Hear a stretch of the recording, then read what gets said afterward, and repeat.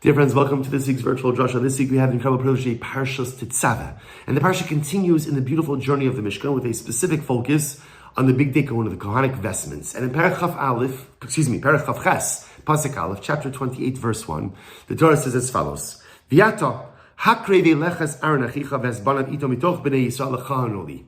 Kodesh Baruch Hu tells Moshe, I want you to induct Aaron and his sons into the kahuna. Bring them close to you to be my Kohanim.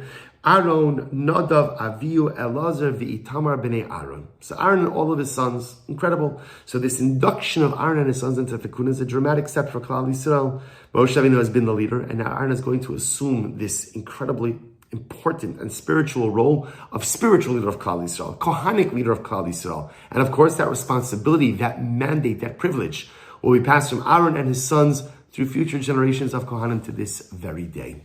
Rameir Pramishlan, the great tzaddik, asks an interesting question. He says, if you look at the lashon of the pasuk says, Yi'ata hakrev elecha es Aaron achicha. Moshe, bring Aaron close to you. What does that mean? The goal over here is Hashem says to Moshe, induct Aaron into the kuna, remove him from the ranks, the regular ranks of Klal Yisrael, and highlight him that he is destined for something greater. But why the lashon of Yi'ata hakrev elecha? Bring Aaron close to you. And the great tzaddik Rameir Pramishlan says something so beautiful. He explains, Moshe Rabbeinu was a little bit more of a solitary figure. Hisbodedus means, the process of engaging in introspection and contemplation while being alone with oneself. Moshe Rabbeinu was a bit more of a reserved, withdrawn, and solitary figure. As is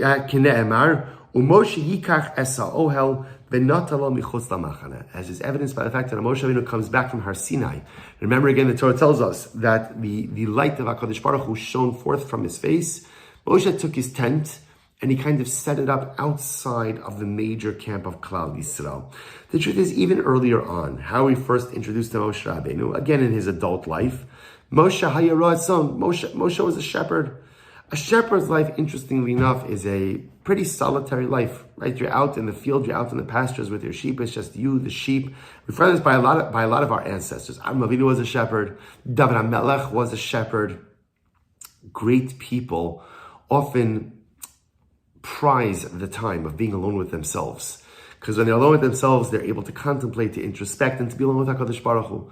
So the great tzaddik Rameir Pramishlan, the Rebbe says, Moshe Rabbeinu himself was a person who was a more solitary figure. He goes on, about Aaron. Now this stood in contradistinction to his brother Aaron. Aaron was not a solitary figure. Aaron was in the midst of it. Aaron was a person who prided himself on his interpersonal relationships, From Aaron HaKohen, the most important thing in life was to be to be with the people, to try to affect change within the people, to make shalom within the people. This was Aaron. And therefore the Rebbe says, V'amar Hashem l'Moshe. So it's fascinating, Two brothers, yet two dramatically different personalities. Aaron, like the Chevra man. Not saying Aaron's the life of the party, but Aaron's entire, his entire mahos, his essence, his gestalt, was that he was with people. Mu'uravim abrios. His job, his avoda, he felt, was in the realm of interpersonal conduct, bringing people together, making shalom, mending any different type of phrase. That was his avoda. Moshe, when you think about this even for just a moment, Moshe is known as Moshe Rabbeinu, as the teacher of Torah. But even though the truth is, the real way we think about Moshe Rabbeinu is Moshe Rabbeinu was the one who went up and brought down Torah. Moshe Rabbeinu was the one who spent a total of 120 days alone with HaKadosh Baruch Hu on the top of the mountain. That's Moshe. Moshe was the man who took his tent and put it outside of the mountain. Moshe Rabbeinu, if you think about it, we must imagine was this revered figure who was on a pedestal. And rightfully so. Aaron was also on a pedestal, but his pedestal was much lower down and kind of always surrounded by people. Two very different, two beautiful holy brothers with incredibly different personalities. So listen to what the Rebbe says. Hashem says to Moshe, V'amar Hashem l'Moshe, sheyikrav el atzmo es midas Aaron. So Hashem says to Moshe something amazing. Moshe, you are great. You're fantastic. You're beautiful. Lo kam b'Yisrael ki Moshe od. There will never be another prophet like Moshe Rabbeinu. But Moshe, I need you to become more like your brother. By the way, those are the words that no parent, right, should ever say to one of their children. I need you to be more like your brother. I need you to behave better like your sister. Why can't you do as well in school like this one, like that one? Don't say that. But Hakadosh Baruch Hu, the Baal Shem is different.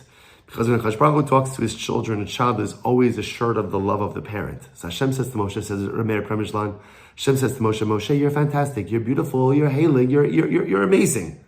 But I need you to be more like Aaron. I need you to be more engaged with the people. I need you to create more relationships within the ranks of Klal Yisrael. I need you to become a little bit more like Aaron. Like the Mishnah says, Oev Shalom. Aaron, his whole avoda is he not only loved peace, Rodev Shalom, he ran after peace. Oev Esabrios, he loved people. Mekarvan la Torah, Aaron was the Chevraman. He was the one within Klal Yisrael who brought together different factions, who brought together different camps. He was able to go ahead and somehow bridge the gaps, mend the differences. Moshe Rabbeinu was the Navi.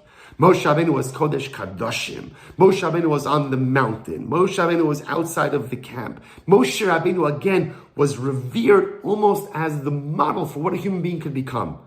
But Hashem says to Moshe, Moshe, I love you. I need you to be a little bit more like your brother. Sheikariv al atzmo es midas Aaron, v'yiskariv el ha'am. I need you to become closer to the nation. I need you to become closer to the nation. I need you to become a bit more embedded in the people. I need you to get down from the pedestal a little bit. And I need you to become a little bit more Aaron-like in your approach. Hamani ga'am lo min amida hi sheyeh misboded. A leader cannot live outside of the camp. A leader cannot be aloof. And a leader cannot live his life on a pedestal. He has to walk down from the pedestal. He has to move his tent back into the camp. And he has to be involved with the everyday man. He has to be the Oev Shalom, the lover of peace, the Rodev Shalom, the pursuer of peace, Oev Sabrios, the person who's able to love and connect with every single person. And through that, Mekarvan la Torah affects spiritual change. Rameir Premishlan saying something absolutely amazing. That Ribono Shel Olam, while extolling the virtue and value of a Moshe Rabbeinu-like personality, says, gives Moshe a little bit of musar. This is not the leadership model Klal Yisrael needs. Klal Yisrael doesn't need a leader who is a bit into his bodedus, a bit more of a solitary figure. Doesn't need someone outside of the camp, but needs someone, Mu'urvim Marios, together. Moshe, you're fantastic, but I need you to be a bit more like Aaron. Overwhelmingly fascinating. And the Rebbe says that's the pshat in the pasuk. Kadosh Baruch Hu was not simply telling Moshe to choose Aaron for the kahuna. That's easy. Aaron, you're the kohen. Shkayach, Mazel Tov. That's it. There's something deeper. V'ata Moshe, now here's what I need you to do. Hakrev elecha es Aaron achicha. Bring Aaron.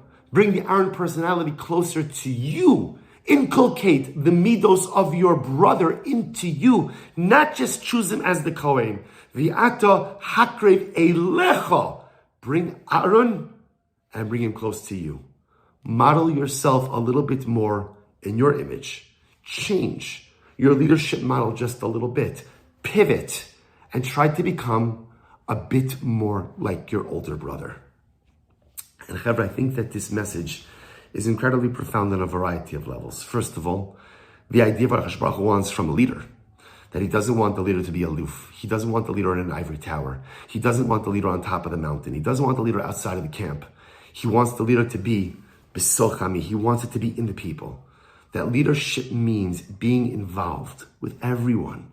That leadership means finding love in your heart for everyone. That leadership means making shalom, trying to make shalom at least, with everyone. Leadership means taking an active role in the day-to-day affairs that govern people interpersonal relationships. Moshe, you're fantastic. And there'll never be another Navi, another prophet like you. But I need you to become a little bit more like your brother. Because what HaKadosh Baruch Hu values more than anything is our ability to be there for each other, is our ability to love one another, our ability to take care of each other. That's what it's all about. To be a prophet is fantastic, but the truth is no one's ever going to be a prophet like Moshe Rabbeinu. That was fantastic. And the truth is, To a very large degree, that was a status that was conferred upon Moshe by HaKadosh Baruch. Of course, Moshe Rabbeinu did the work to earn it. But there's nothing you could do to become a Navi like that. That has to be given to you, at least in part, by HaKadosh Baruch Hu. The avodah we have in this world is at the end of the day to become people who care about Klal Yisrael, to become people who care about each other, to become people who look out for one another. This is what HaKadosh Baruch Hu values us. Isn't this incredible? You think to yourself, Moshe Rabbeinu, for crying out loud, what do you want? I went up on the mountain, I got the Torah, I advocated for the Kal after the Cheta Egel. HaKadosh Baruch Hu says, yes, Shefla, it was fantastic, it's beautiful, but still, I need you to be a little bit more on the day-to-day. I need you to be a little bit more like Aaron. I'm sorry.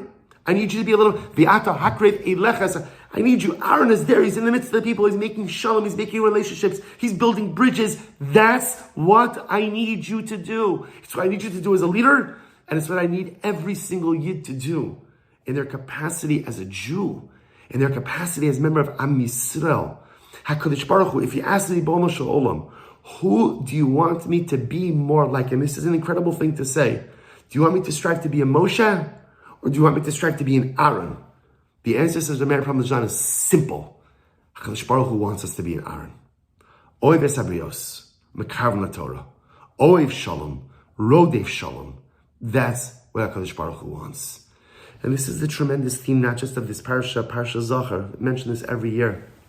We read Parsha Zachar and we wonder to ourselves, what is it exactly that we are trying to remember? We're trying to remember that Amalek hates us? Okay, I don't think we need a reminder for that. Especially since October 7th, we recognize Amalek comes in many different shapes and forms, and the hatred and animosity for our people is still there. But I've often said that what I think we're supposed to remember by Parsha Zachar is that where did Amalek attack from? Amalek attacked from the back. There were stragglers. There were people left behind.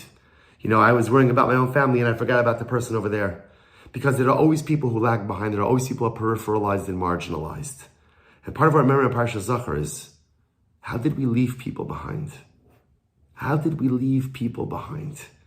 How could it be that as a community, we forget about people? We forget about demographics. We forget about certain individuals. There's always the in chevra. There's always the intact family. There's always the person who looks like you, who davens like you, who really... But then there's all these other people all around me. And the truth is, Amalek attacked us, not from the center, not from the core chevra. Amalek sensed that the community forgot about people. We forgot that we have to be like an Aaron. We forgot that we have to be oives habrios. Habrios means everyone. To love and accept and include. And we forgot about that. And Amalek exploited that weakness. So Parsha Zachar reminds us, not that Amalek hates us. I know that Amalek hates us. I know that Amalek wants to destroy us, and we're going to destroy them first. That's what we're going to do. That's our avodah as a Yid. But I also remember that we forgot about certain people. That we forgot about the stragglers. That we forgot about those who lived on the margins and the periphery. We forgot to include them. Parsha Zachar reminds us to remember every single Yid. To become like an Aaron. To look out at how we could be more inclusive. How we could be more loving. How we could create greater bonds of shalom within our community. And this leads us, of course, to Purim. And every year I say the same thing, that, by Purim, there is such a beautiful mitzvah, Mishlach Manos. And the whole avodah of Shalach Manos is Mishlach Manos ish l're'ehu, is to create reos, to create friendship. And therefore, dear Chavra, you don't have to give Shalach Manos to your friends. You can if you want to, but your friends already know that you love them. But Shalach Manos is such a powerful vehicle to make those who live on the margins and on the periphery feel loved and feel remembered and feel accepted. Or maybe Shalach Manos to the person with whom you don't have the best relationship. There's a golden opportunity over the course of Purim, over Mishlach Manos, to become an Aaron. To remember every single Yid to do, and each of us has this power.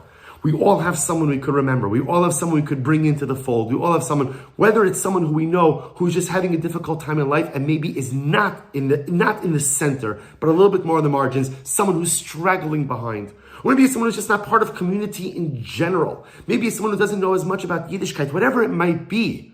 Find the person in your life who may be straggling, who may be peripheralized and marginalized, and become their Aaron and bring them in.